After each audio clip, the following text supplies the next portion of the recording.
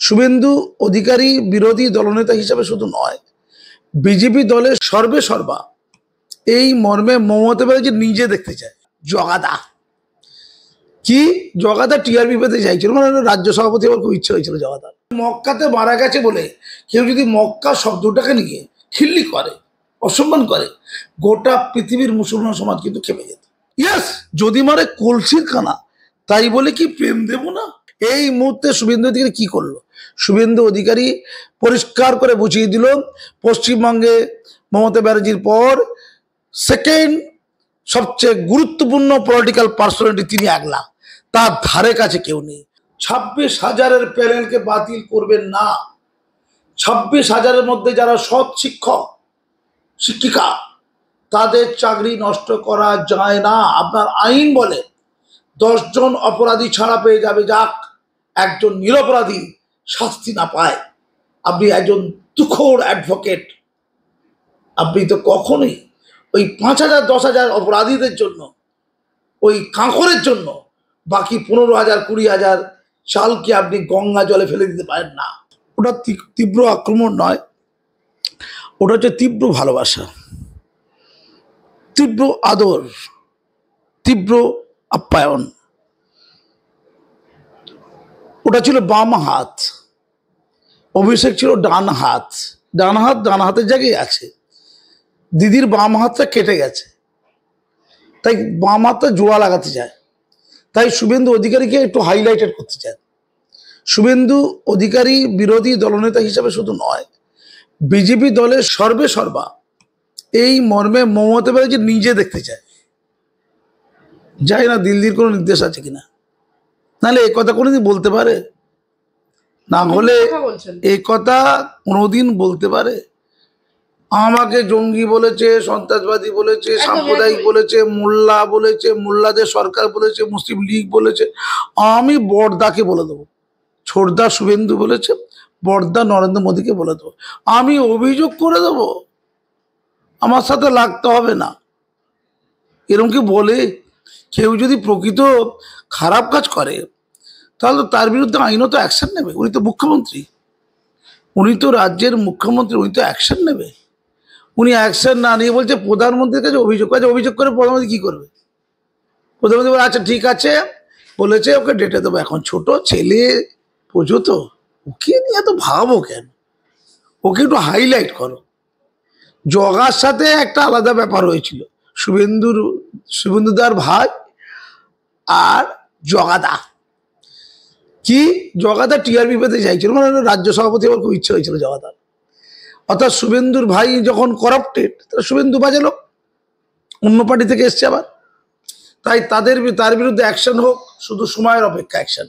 অর্থাৎ শুভেন্দুর ভাই জেলে যাবে আর ভারতী ঘোষ জেলে যাবে, আর জগা কটাল চোখে তাকাবে, জেলে যাচ্ছে রে আমি একটু ঝালমুড়ি খাই। কিন্তু হিতে বিপরীত হলো, পোস্ট তুলে নিতে হলো এবং সম্পূর্ণ টিআরপি পেয়ে গেল, সিম্প্যাথি পেয়ে গেল, গুরুত্ব পেয়ে গেল ওই শুভেন্দু অধিকারী। এইটাই তো সুযোগ, এটাই তো প্রত্যেককে অনেকগুলো গোল দেওয়ার জন্য শুভেন্দু অধিকারী হাতে অস্ত্র ছিল। তাই এই মোক্ষম সময়টা শুভেন্দু অধিকারী মোক্ষম চাল দিল। কোন চাল দিল? দিদি যদি হয়ে কায়া, শুভেন্দু দা হলেন তার মায়া অথবা তার ছায়া। ঠিক ওই পার্লামেন্টে যেভাবে কাগজ ছুঁড়ে মেরেছিল মমতা ব্যানার্জি, ঠিক বিধানসভায় তার শোধবোধ করে দিল স্পিকারের দিকে কাগজ ছুঁড়ে মেরে। জানে কাগজ ছুঁড়ে মারলেই আমি ওই সাসপেন্ড হয়ে বাইরে চলে যাব, আর বাইরে চলে গেলে যে কথাগুলো বিধানসভার ভেতরে বলা যাবে না, পরদিনে বিক্ষোভ জানাতে গিয়ে ওই কথাগুলো বলে দেবো। পুরো অঙ্ক কষা, পুরো পাটিগণিত বীজগণিত। ঠিক মমতা ব্যানার্জি ওই দিনে গেলেন, মমতা ব্যানার্জি ঢুকে গিয়ে মমতা ব্যানার্জি কি বলবেন মোটামুটি তৈরি ছিল। মমতা ব্যানার্জি টোটাল যে বক্তব্য, মমতা ব্যানার্জি টোটাল যেটা এপিসোড, তার এপিসোডের মধ্যে ছিল যাতে করে হাইলাইটেড হয় কে বিজেপি এবং শুভেন্দু অধিকারী ডিভিডেন্ড পায়। বলুন। আমার প্রশ্ন হচ্ছে, মহাকুম্ভ এখন মৃত্যু কুম্ভ হয়ে গিয়েছে, প্ল্যানিং না করার জন্য এত মৃত্যু হয়েছে। বিধানসভায় বক্তব্য রাখার সময় সরাসরি এই অভিযোগ তুলেন বাংলার মুখ্যমন্ত্রী মমতা বন্দ্যোপাধ্যায়। তিনি বলছেন যে নাকি 30 জন মারা গিয়েছে, কত হাজার হাজার পবিত্র জল এখন বিষাক্ত হয়ে গিয়েছে। মৃতদেহ নিয়ে যারা হাইপ তুলেছেন তারা আর কোটি কোটি টাকা কামাচ্ছেন, তাদের আমি ঘৃণা করি। কি বলবেন? যারা যারা মারা গেছে মমতা ব্যানার্জি অন্য রাজ্যের হলে তো তাদের বাড়ি বাড়ি যেতে পারেন। উনি তো মৃতদেহের কাছে খুব ভালো যেতে পছন্দ করেন। বাংলা যারা যারা মারা গেছে তাদের বাড়িতে তো অবশ্যই যাবেন। আর সৎখানাকেও ক্রস করলো না, উনি বলছেন 1000 ক্রস করেছে। তাহলে ওনার কাছে তো রিপোর্ট আছে। উনি ওই ওই উত্তরপ্রদেশ সরকারের বিরুদ্ধে তিনি সুপ্রিম কোর্টে মামলা করতে পারেন না, কাজের কথা বলছে। উত্তরপ্রদেশের সরকার ডেথ সার্টিফিকেট পর্যন্ত দিচ্ছে না নাকি, ঠিক কথা? তাহলে উত্তরপ্রদেশ সরকারের কিছু গাফিলতি আছে, ঠিক কথা। আমাদের এখানে তো সেই প্রসাদ বিতরণ করতে গিয়েও পায়ের ধাক্কাধাক্কিতে পা মারিয়ে মারা যান, এই পশ্চিমবঙ্গতেও হয়েছে। এর আগে ঘটনা ঘটেছে, পানিহাটিতে কিছু লোক মারা গিয়েছিল, এমন ঘটনা ঘটেছে। আমার প্রশ্ন, এগুলো দুর্ভাগ্যজনক, এগুলো হচ্ছে এটা ব্যতিক্রমী ঘটনা। এই 35 থেকে 40 কোটি লোকের সভায় বা জমায়েতে এমন ঘটনা বিচ্ছিন্ন হলেও কিন্তু বাস্তব ঘটে। আমরা হজ করতে যাওয়ার পূর্ণ জায়গায় দেখেছি 1400 লোক, 1500 লোক, 2000 লোক পুরো মারা গেছে। অত্যন্ত পরিকল্পিতভাবে, সুনির্দিষ্টভাবে গুছানো ব্যবস্থা থাকে এই হজে। অত্যন্ত ধনী সচ্ছল লোকরা যায়, গরিব হাবাতে লোকরা কোনো সাধারণত যায় না। সচ্ছল লোকদের জায়গাই হচ্ছে ওই হজ মক্কা। সেখানেও 1400-1500 লোক মারা গেছে। মারা যাওয়ার ক্ষেত্রে ম্যানেজমেন্টের ত্রুটি থাকলে অবশ্যই বলতে পারে, কিন্তু প্রশ্ন হচ্ছে ভাবা দরকার আমি কি বলবো। যদি মক্কাতে মারা গেছে বলে কেউ যদি মক্কা শব্দটাকে নিয়ে খিল্লি করে, অসম্মান করে, গোটা পৃথিবীর মুসলমান সমাজ কিন্তু খেপে যেত। তেমনই এই 40 কোটি লোক বা ভারতবাসীর আবেগের জায়গা, শতাধিক বছর পরে যে কুম্ভ মেলা শুরু হচ্ছে সেটাকে অভিশপ্ত কুম্ভ বা মৃত্যু কুম্ভ কি না বললেই চলছিল না। আমি জানি ওটা দিদি বলবেন, এবং যতদিন দিদি বেঁচে থাকবেন ওই কথাটা বলার জন্য বিরোধী পক্ষের মানুষরা তাকে বিধতে থাকবে। যেমন দুধেল গায়ের জন্য বিধে যাচ্ছে, উনি মুখ্যমন্ত্রী থাকা সময়ও বিধবে, মুখ্যমন্ত্রী থেকে রিটায়ারমেন্ট হয়ে যাবার পরেও বিধবে, যতদিন বেঁচে থাকে তখনও বিধবে, এবং মৃত্যুর পরেও যদি জনশ্রুতিতে মমতা ব্যানার্জি রয়ে যান তখনও এই মৃত্যু কুম্ভ শব্দটা চর্চিত হবে। মুখ্যমন্ত্রীকে জেনে বুঝে বললেন এটা যে আমি চর্চার মধ্যে থাকি, আর বিজেপিকে একটু অস্ত্র তুলে দিই, একটু টিআরপি তুলে দিই শুভেন্দু অধিকারীকে, শুভেন্দু অধিকারী যাতে এটি নিয়ে রাস্তা নামতে পারে। এটা কি ইচ্ছাকৃতভাবে মুখ্যমন্ত্রী করলেন, না বয়সের ভারে হঠাৎ করে মাথায় চিন্তা ভাবনার প্রকৃত যে বোধোদয় না হয়ে কথা প্রসঙ্গে মুখ ফুসকে বলে দিলেন? কোনটা সঠিক, এটা মাননীয় আপনাকেই জিজ্ঞাসা করছি। আপনি আরও কিছু কথা বলেছেন যেগুলো প্রত্যেকটা কথা, এক হচ্ছে দুধেল গাই মুসলমানদের ছোট করা, আর দুই হচ্ছে শুভেন্দু অধিকারীদের হাতে অস্ত্র তুলে দেওয়া। আমি আসছি, আমি একটা প্রশ্ন করবো। মমতা বন্দ্যোপাধ্যায় বলছেন যে আমাকে বলেছে আমি নাকি হিন্দু ধর্মকে তাচ্ছিল্য করি আর আমি মুসলিম লীগ করি। এত সংগ্রাম করার পর আমাকে এই জীবনে এসেও শুনতে হবে যে জম্মু এবং কাশ্মীরের জঙ্গিদের সঙ্গে আমার সম্পর্ক। একই সঙ্গে বললেন যে জঙ্গি যোগ প্রমাণ করতে পারলে একদিনের মধ্যে মুখ্যমন্ত্রিত্ব ছেড়ে চলে যাবেন। আপনারা যেখানে বলছেন, সবসময় বলছেন পশ্চিমবাংলা এপিসেন্টার জঙ্গিদের, যা গলায় দড়ি দেবে বলেনি তো? অভিষেক বন্দ্যোপাধ্যায় বলেছিলেন গলায় দড়ি দিয়ে ঝুলে যাবে। অভিষেক একটু অ্যাডভান্স আছে, আধুনিক ছেলে তো, অনেক অ্যাডভান্স। বলেছিল গলায় দড়ি দিয়ে চলে যাবো যদি একটা অসততা প্রমাণিত হয়, একটা। তিনি বলেন মুখ্যমন্ত্রী পদ ছেড়ে দেবো। তো অভিষেক বন্দ্যোপাধ্যায় এটাও বলছেন যে বাংলায় মাফিয়াদের কোনো জায়গা নেই, যদি টেরোরিস্টদের সঙ্গে সম্পর্ক রয়েছে এরকম ভাবে জানা যায়, এর থেকে মৃত্যু হওয়া ভালো। এরকম আমারও দুঃখ হচ্ছে, আমার মুখ্যমন্ত্রী উনি মমতা ব্যানার্জি, কাজী বাসু আক্তারের মুখ্যমন্ত্রী, এত বড় কথা মমতা ব্যানার্জিকে আমি বরদাস্ত করতে পারছি না। জঙ্গি, পাকিস্তানের টেরোরিস্ট। দিদি প্লিজ আমার কথা রাখবেন। শুভেন্দু অধিকারীর বিরুদ্ধে আপনি মামলা করুন, আপনি তার বিরুদ্ধে মামলা করুন। যদি মামলা না করেন আমি বলবো শুভেন্দু অধিকারীকে টিআরপি দেওয়ার জন্য আপনি এটা বলেছেন, শুভেন্দু অধিকারী কোর্টে বলটা ফেলে দেওয়ার জন্য, যে আপনি শুভেন্দু অধিকারী এত ভালোবাসেন। যদি মারে কলসির খানা, যদি মারে কলসির খানা, ইয়েস, যদি মারে কলসির খানা, তাই বলে কি প্রেম দেব না? কিন্তু অনেক আগেকার গানও শুনেছিল, ছোটবেলায় শুনতে হয়েছে গানগুলো। দিদি মানে শুভেন্দু বাবু এত গালাগাল দিলে তার রিয়াকশনে তাকে টিআরপিটা দিতেই হবে। আপনি কেন এই কথাটা বলছেন? আপনাকে তো জঙ্গি বলেছে, তাহলে আপনি দাদা আমাকে জঙ্গি বলেছে, দাদা বলে একটা লজেন্স খা, মানে মোদিদা বলে মোদিদা লজেন্স খা, এটা কি লজেন্স খাও কি গল্প হচ্ছে নাকি? আপনাকে জঙ্গি বলেছে, আমার বুক ফেটে যাচ্ছে। আমার দিদিকে জঙ্গি বলা বরদাস্ত করবে এটা। আর কাশ্মীরের জঙ্গি বলা, পশ্চিমবঙ্গে জঙ্গি বল, গরিব জঙ্গি হতো তাহলে। কাশ্মীরে ঝকঝকে চকচকে দেখতে পাকিস্তানের লোকজন সব আছে।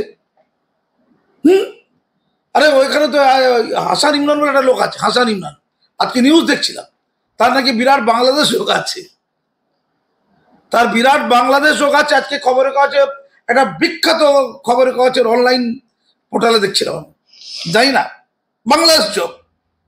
দিদি আপনার খুব কাছের লোক, আপনি তাকে পশ্চিমবঙ্গের সংখ্যালঘু বিষয়ের চেয়ারম্যান করেছেন। ওরে বাবা, ও শুভেন্দু বাবুরা কি ওই জন্য বলছে নাকি? বুঝতে হবে কিন্তু কিন্তু আমার এখানে সুনির্দিষ্ট আপত্তি আছে। মুসলমানদেরকে আপনি ভালোবাসেন বলেন, মাথায় কাপড় দেন, ইনশাল্লাহ ইল্লাল্লাহ খোদা হাফেজ বলেন, একটা কলমা কিন্তু আপনি পড়বেন না। আমি বলছি আপনি যথার্থ ব্রাহ্মণ একজন, আপনি একজন ব্রাহ্মণই, আপনি ব্যানার্জি, একটা কলেমা পড়লে কিন্তু ইসলাম মতে সে ইসলাম ধর্ম গ্রহণ করে হয়ে যাবে। সেটা কি লা ইলাহা ইল্লাল্লাহু মুহাম্মাদ রাসূলুল্লাহ। হ্যাঁ, বিকৃতভাবে পড়বেন না, কারণ ওইটা কথার অর্থ হচ্ছে ইসলাম ধর্ম যখন কেউ গ্রহণ করে ওই কলেমাটা পড়ে গ্রহণ করে। আপনি না বুঝে না জেনে ওই কলেমা পড়ে ফেললে লোক তো উল্টো বুঝে ফেলবে। আপনি এই কর্মটা করবেন না, আপনি বরঞ্চ স্তোত্র আওড়ান। সরস্বতী স্তোত্রের ক্ষেত্রে যদি কোনো ভুল ত্রুটি হয়ে থাকে, অনেকে খিল্লি করছে, ট্রোল করছে, বারেক আপনি ভুলটা বলেছেন, কত লোকের আনন্দ হলো বলুন তো?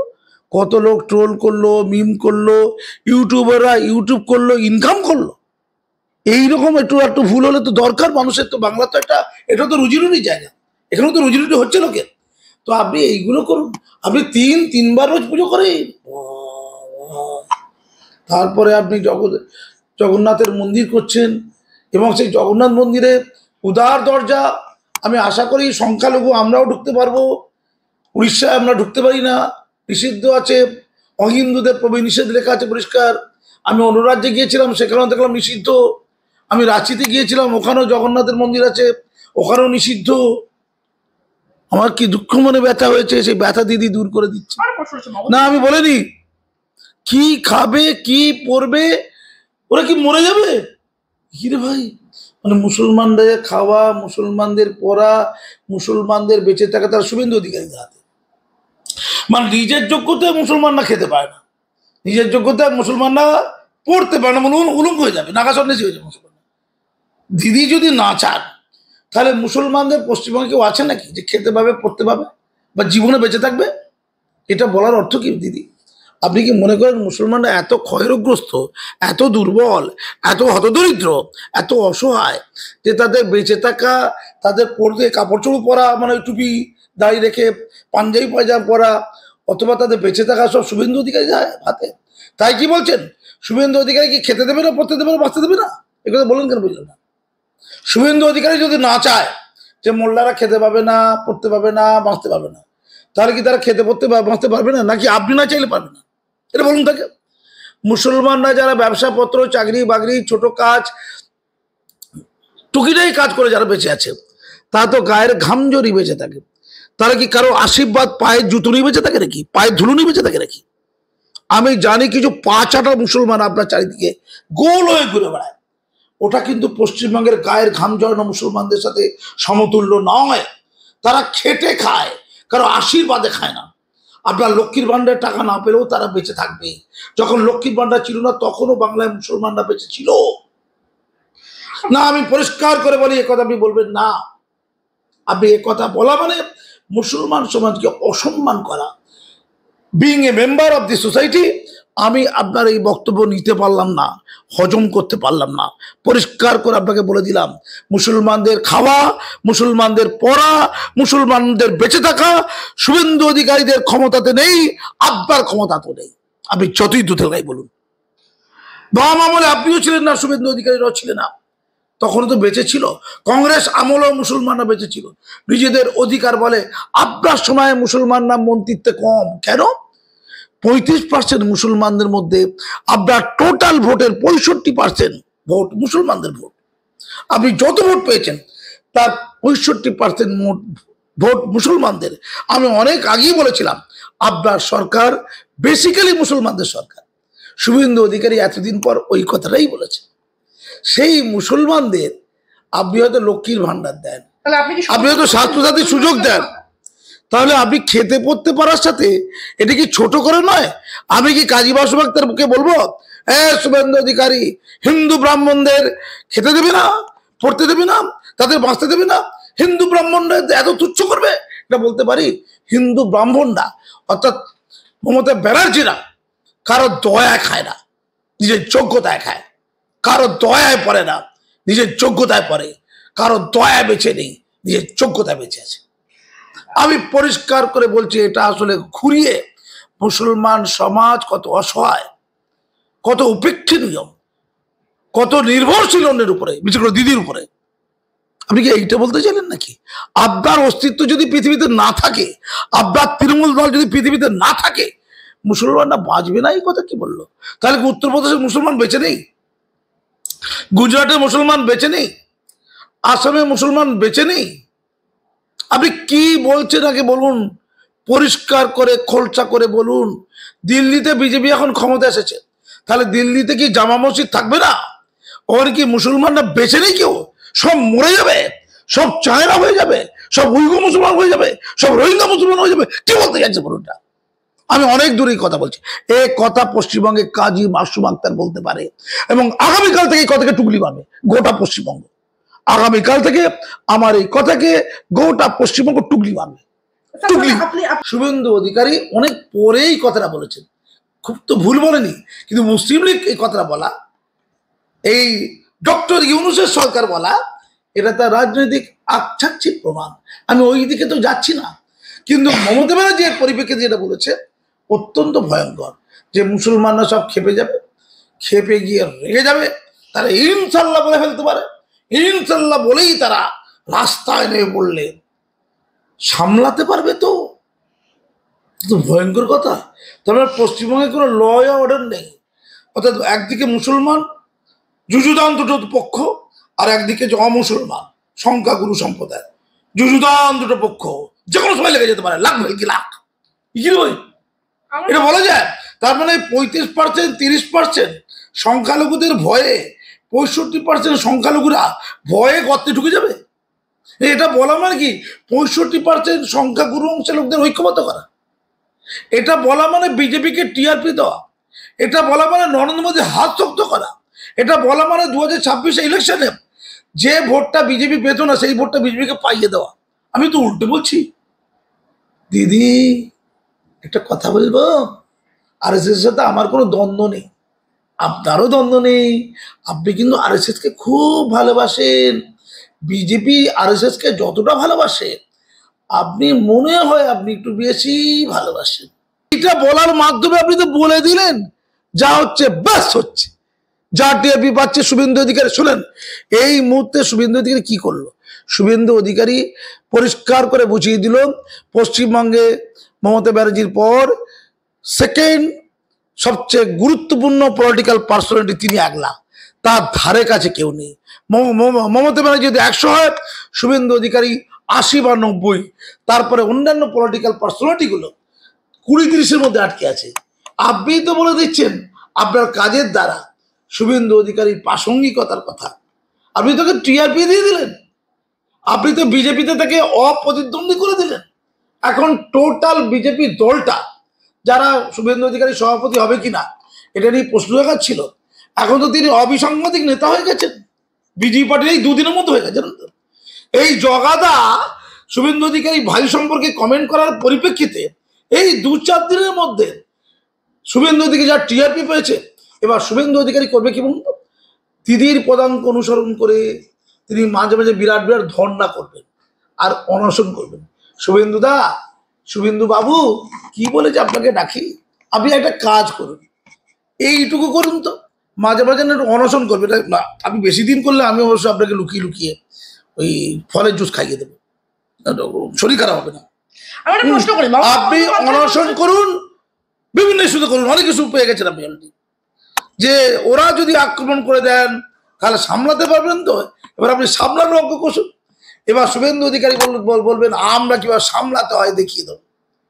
কিভাবে সামলাতে হয় আমি আপনাকে দায়িত্ব নিয়ে বলছি। ওরা রাস্তায় নামলে সামলাতে পারবেন তো? এইটা মমতা ব্যানার্জি যতদিন বেঁচে থাকবেন ততদিন এই কথা প্রতিধ্বনিত হবে বিরোধীদের মুখে, বিশেষ করে বিজেপির মুখে। বিভিন্ন টিভি চ্যানেলে এইটি হবে চর্চিত বিষয়। এটা নিয়ে কত শো টক শো হবে তার ঠিক নেই। উনি যতদিন বাঁচবেন ততদিন এই শব্দটা তার কানে অনুরণিত হবে।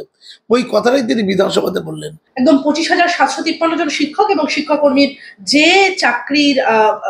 চাকরি বাতিলের যে রায় ঘোষণা হয়, পরবর্তীতে সেই রায়কে রীতিমতো চ্যালেঞ্জ করে সুপ্রিম কোর্টে দ্বারস্থ হয়েছিল রাজ্য সরকার তথা এসএসসি। আমি একটা প্রশ্ন করবো, এই মামলায় একদম সর্বোচ্চ শুনানি সম্পন্ন হয়েছে। আমি আগের দিনও আপনাকে প্রশ্নটা করেছিলাম, আজকে যে প্রশ্নটা রাখবো, পৃথকীকরণ কি সত্যি টেন্টেড এবং নন টেন্টেড ক্যান্ডিডেটদের মধ্যে পৃথকীকরণ সম্ভব? কারণ তখন সেই সময় এসএসসি অর্থাৎ স্কুল সার্ভিস কমিশন সুপ্রিম কোর্টে যে নথি জমা দেয় তারা সেখানে বলে যে 5,485 জনের যে নিয়োগ হয়েছে সেটা নিয়ম বহির্ভূত হবে। কিন্তু একদম ইদানিং মানে সিবিআই এর মধ্যে এবং 10ই ফেব্রুয়ারি পরে যে নথি এসএসসি জমা দিল তাতে তারা বলছে 5,303 জন 303 জনের নিয়ম বহির্ভূত ভাবে তাদের নিয়োগ হয়েছে।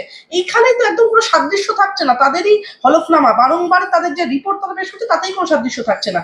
প্রশ্ন হচ্ছে, এবং অন্যদিকে সিবিআই বলছে যে তারা একদম নাইসা পঙ্কজ বানসাল, নাইসার অন্যতম কর্ণধার পঙ্কজ বানসালের কাছ থেকে তারা যে ডেটা সংগ্রহ করেছেন এবং স্ক্যানটেক থেকে যে ডেটা সংগ্রহ করেছেন সেই দুটো তথ্য মিলে যাচ্ছে কোথাও গিয়ে। তাই সিবিআই একদিকে বলছেন যে পঙ্কজ বানসালের থেকে তারা যে ডেটা কালেক্ট করেছেন নাইসার কর্ণধার সেখান থেকে পৃথকীকরণ সম্ভব। অন্যদিকে সঞ্জীব খান্নাকে বলতে শোনা গেল একদম শীর্ষ আদালতের প্রধান বিচারপতি একদম কার্যত অসম্ভব পৃথকীকরণ। আপনি কি মনে করেন পৃথকীকরণ সম্ভব? সম্ভব। আর যখন মিথ্যে কথা বলে না, মিথ্যেবাদীরা যখন মিথ্যে কথা বলে বিভিন্ন সময় কথান্তর ভাবান্তর সব হয়, কথা পাল্টে যাবে, ঘুষ থাকে না। আর এটা ভালো একটা লোকের থেকে টেরিয়ে নিয়ে ভালো করে মুখস্থ কর, মিথ্যে কথাটা একটু ভালো করে বল। চুরি চামড়িটা ভালো করে করলে তো ধরা পড়তিস না এভাবে। সেখানে তো কাঁচামো কিছু আছেই, পাকামো আছে কাঁচামো আছে।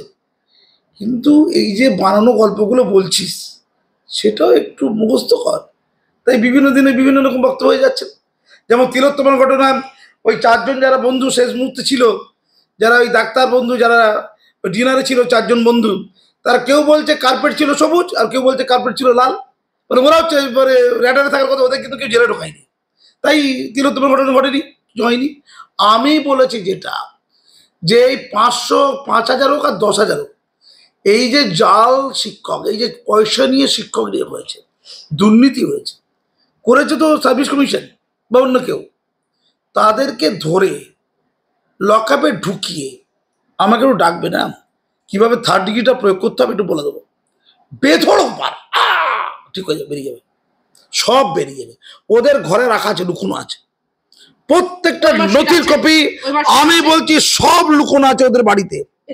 বাসতলায়, কুলতলায়, বেলতলায় একটা ঝুপড়ি আছে, সেই ঝুপড়ির মধ্যে রাখা আছে, ওটা লাঠি পেটা করলে বেরোবে। আচ্ছা একটা কথা বলবো, এতগুলো মানুষ যে ক্ষতিগ্রস্ত, এতগুলো 26,000 পরিবার ক্ষতিগ্রস্ত, তাদের প্রতি মায়া দয়া নেই কোর্টের, সিবিআই? এদের কিন্তু লাঠি পেটা করে বের করা উচিত। যারা পাপ গেল তাদেরকে জামাই আদর করছে বলতে, তারা জেলে জানি কেন উত্তর দিন তো। এ কেমন বিচার ব্যবস্থা? আরে শুভেন্দু অধিকারী ভাইরা, আপনারা কি করছেন? আপনারা তো বিরোধী দলনেতা। আপনারা স্কুল সার্ভিস কমিশনকে ঘেরাও করে যারা এই পাপ কর্মটা করেছে, যারা দাবি করছে ওয়েবার সিট জ্বালিয়ে দেওয়া হয়েছে, যারা দাবি করছে হার্ড ডিস্কে নষ্ট করা হয়েছে, যারা করেছে এই দাবি হচ্ছে, তারা কারা এটা রাজ্য সরকারকে, সিবিআইকে বলতে হবে। আর ওই লোকদেরকে জেলে ঢুকিয়ে 3rd ডিগ্রি প্রয়োগ করে পিটিয়ে লাল করে ওদের মুখ থেকে আসল তথ্য বের করতে পারলেই কেবলমাত্র তখনই চাল আর কাকরকে আলাদা করা যাবে। এর জন্য স্কুল সার্ভিস কমিশন অনির্দিষ্টকালের জন্য ঘেরাও করে ওখানে শুভেন্দুবাবু অনশন শুরু করুন। 3 দিন 4 দিন 5 দিন না খেয়ে থাকবেন, বাংলা শিক্ষা বাঁচানোর জন্য অনশন। আমি লুকিয়ে আপনাকে ফলের জুস কেউ দেখতে পাবে না, খাইয়ে দেবো। আপনি মরবেন না, সুস্থই থাকবেন, তাগড়াই থাকবেন। আমি লুকিয়ে করব, এই কাজটা আমার করতে হবেই। নিউটনের 3rd ল, করতে হবে। আমার বিকাশ রঞ্জন ভট্টাচার্যদের বলেছেন যে তাদের জন্যই এই বিলম্ব হচ্ছে নিয়োগে। ওই সুপার নিউমারি পোস্ট করব, আমি অন্য লোকদের ঢুকিয়ে দেবো, যারা চুরি করেছে করিয়েছে, যারা করিয়াছে করিয়াইছে, আরো নতুন চুরি করিব সেই সার্টিফিকেটটা দিতে দেয়নি বিকাশ রঞ্জন ভট্টাচার্যরা। তাই বিকাশ রঞ্জন ভট্টাচার্য কেন সততার কথা বলবে, কেন চৌর্যবৃত্তির বিরুদ্ধে প্রতিবাদ করবে? যা চলছিল ভালোই চলছিল, বিকাশ রঞ্জন ভট্টাচার্যরা সিনারিওতে এলো, অভিজিৎ গাঙ্গুলি ওই দুষ্টু সে রইল, তাকে বিজেপি নিয়ে বিজেপি করে দিয়েছে একদম। এই ঘটনা না ঘটলে চুপচাপ ফুলেচাপ হচ্ছিল, কি সুন্দর পার্থবাবু প্রেম করছিল, কি সুন্দর করে কমে খাচ্ছিল, এই রাঁধা ডালে ব্যাগার দিল এইসব লোকগুলো। তাই বিকাশ রঞ্জন ভট্টাচার্য উপর রাগ। বিকাশবাবুকে একটা কথা বলি, আপনার কাছে আমার মিনতি, আপনি দক্ষ অ্যাডভোকেট, আপনাকে মানি আমি, এটা মিনতি, 26,000-এর প্যানেলকে বাতিল করবেন না। 26,000-এর মধ্যে যারা সৎ শিক্ষক শিক্ষিকা, তাদের চাকরি নষ্ট করা যায় না। আপনার আইন বলে 10 জন অপরাধী ছাড়া পেয়ে যাবে, যাক একজন নিরপরাধী শাস্তি না পায়। আপনি একজন তুখোড় অ্যাডভোকেট, আপনি তো কখনোই ওই 5,000 10,000 অপরাধীদের জন্য, ওই কাঁকরের জন্য বাকি 15,000 20,000 চালকে আপনি গঙ্গা জলে ফেলে দিতে পারেন না। তাই প্যানেল বাতিল নয়, কাঁকরদের বেছে নেওয়া হোক, তাদের বিরুদ্ধে কি পদক্ষেপ নেওয়া যায় আইনানুগ হোক, কিন্তু কাঁকরকে কাঁকর পরিণত করলো যারা, তারা হচ্ছে আসল অপরাধী, তারা ঘুরে বেড়াচ্ছে, তাদের চেনা যায় জানা যায়। আপনি তাদের বিরুদ্ধে লড়াই করে তাদেরকে লকআপে ঢোকানোর জন্য আপনাদের বামপন্থীদের মধ্য থেকে আন্দোলন করুন, আর শুভেন্দু অধিকারীরা মাঠে নামুন, ওই স্কুল সার্ভিস কমিশন মধ্যশিক্ষা পর্ষদের সামনে অনশন করুন। কার ফোন পে এই পাপ কর্ম করেছে, কেউ উপরতলা থেকে অর্ডার দিয়েছিল, বের করুন। সিবিআইকে ধরে মাঝে মাঝে কোরকান, আমরা বুঝতে পারি, সিবিআই বুঝতে পারে না। তাই অভিষেক বন্দ্যোপাধ্যায়ের ব্যাংক অ্যাকাউন্ট জানা যায় না। ধন্যবাদ।